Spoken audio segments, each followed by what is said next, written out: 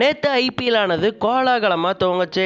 ஐபிஎல்லின் முதல் போட்டியில் Chennai super Kings அணியும் ராயல் சேலஞ்சர்ஸ் பெங்களூர் அணியும் மோதினாங்க. இந்த மேட்ச்ல எல்லாருக்குமே வருத்தம் அளிக்கக்கூடிய விதமாக தோனி அவர்கள் கேப்டன்சி பதவியிலிருந்து விலகி ஒரு வீரராக களமிறங்கி இருந்தார். அதனால சென்னை சூப்பர் கிங்ஸ் அணியின் கேப்டனாக ருத்ராஜ் கேக்வாட் தான் பணியாற்றி இருந்தார்.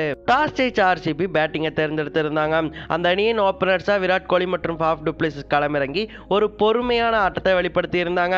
Virat Kohli 22 ரன்களுக்கும் Faf to Plessis 35 ரன்களுக்கும் வீழ்ந்த பிறகு அணியின் நிலைமையானது ரொம்பவே சரிவில் போச்சு.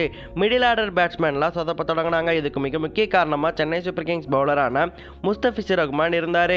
இவர் ஆர்சிபி அணியின் மிக முக்கிய வீரர்களான Faf to Plessis, Virat Kohli, Cameron green வீரர்களின் விக்கெட்டுகளை வீழ்த்தி சென்னை அணியின் பவுலிங்க்கு மிகவும் சிறப்பாற்றினார். அதன் பிறகு பினிஷிங்கில் களமிறங்கின தினேஷ் கார்த்தி மற்றும் அனுஜ் ராவத் அவங்களுடைய அதிரடியான ஆட்டத்தை வெளிப்படுத்தி ஆர்சிபி நிலையை மீட்டெடுத்து 20 ஓவர்களின் முடிவில் ஆர்சிபியின் ஸ்கோரை 173 உயர்த்தினாங்க. இதனால 20 ஓவர் முடியல ஆர்சிபி ஆனது 6 விக்கெட் இழப்புக்கு 173 ரன்கள் எடுத்திருந்தாங்க. அதன் பிறகு களமிறங்கின சிஎஸ்கே ஆனது முழுக்க அதிரடி மோட்ல தான் இருந்தாங்க. அந்த அணியின் தொடக்க ஆட்டக்காரரான ரச்சின் ரவீந்திரா 3 6 3 4 விளாசி வெறும் 15 பாலுக்கு 37 ரன்கள் எடுத்தாரு. அவருக்கு பிறகு பினிஷிங்கில் ரவீந்திர ஜடேஜா, சிவன் துபேவும் அதிரடியாக ஆடி சென்னை சூப்பர் கிங்ஸை 18.4 ஓவர்களையே வெற்றியை எட்ட வச்சாங்க.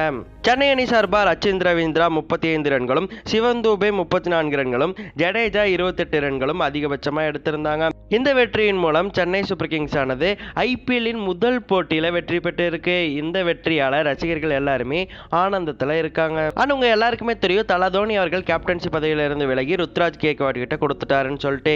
இதில் ருத்ராஜ் கேக்வாட் கிட்ட அவர் கொடுத்திருந்தாலுமே தல தோனி ருத்ராஜ் கேக்வாட்டுக்கு அட்வைஸ் பண்ணுவார்னு நிறைய ரசிகர்கள் எதிர்பார்த்திருந்தாங்க. ஆனால் நேற்று நடந்த மேட்ச்ல அவர் எந்தவித அட்வைஸுமே பண்ணாமல் ருத்ராஜ் கேக்வாட்டை அவர் போக்கிலே விட்டுருந்தாரு. அதே சமயம் அவருக்கு நிறைய விஷயங்களை அவுட்ஃபீல்டுலேயும் சொல்லி கொடுத்துருப்பார் போல.